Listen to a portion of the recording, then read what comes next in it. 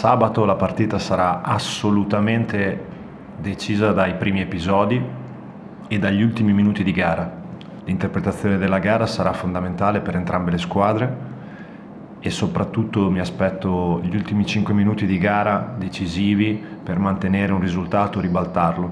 Vedo un Favenzia motivato, vedo un Favenzia pronto e vedo un Favenzia che queste 12 partite le voglia giocare con un'intensità tale da non lasciare niente sul campo. Io non vedo l'ora di essere a Vicenza, non vedo l'ora di staccarmi dal ricordo negativo che ho avuto l'anno scorso e dimostrare fare bene.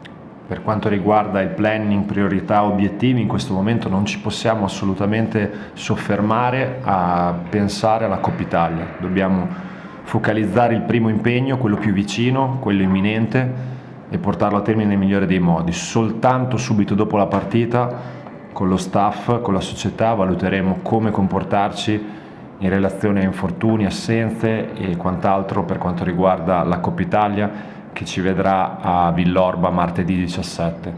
Sono tuttora una squadra con un roster veramente ampio e forte. Mi sembra proprio strano il fatto che abbiano solo 18 punti.